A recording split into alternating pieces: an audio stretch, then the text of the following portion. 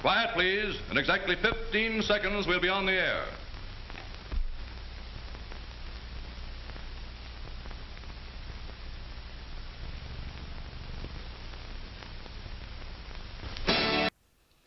Robots can be genderless.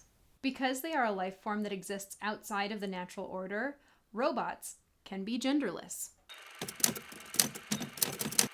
All of the robots that we see in our whole series are gendered, even though only one of them truly assigns himself a gender. Terminator looks male, but never refers to itself as male. Sonny, likewise, does not refer to any gender when identifying himself, but the protagonist of that movie, while accepting and recognizing his consciousness, ascribes him a gender that he does not dispute. Sonny is the best example of a genderless robot because he does not embody the male-female dichotomy. Rather, he exists outside of it. His features read androgynously, and in a different decade, the definitive gendering of Sonny might not have occurred at all. Mother never refers to herself as a gender, while the girl does gender the robot as female. This suggests that Mother has taught the girl about gender, and Mother has at some point assigned herself a gender. Interestingly, Mother is not beholden to maintaining a gender binary system, yet does so anyway. The case of Bicentennial Man is a bit different. The film does not even consider, as the others tangentially do, the possibility of genderless robots. Instead, Bicentennial Man makes clear male-female delineations and actively works to suppress any ambiguity.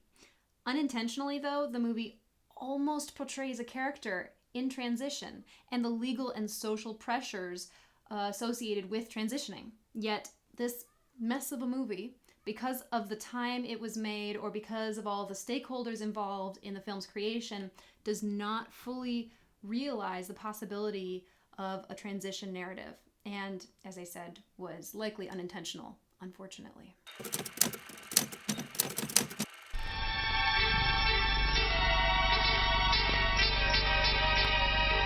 We don't get a lot of people of color as main characters in sci-fi movies. It's important then to take a minute and talk about Will Smith as the lead in I, Robot. Why is it that he is such a soft-boiled detective? Why does this noir film not engage with the femme fatale or dame in distress tropes at all? While it's nice to have independent and non-romantic female leads and to see a decent cop, there's something else that we need to address.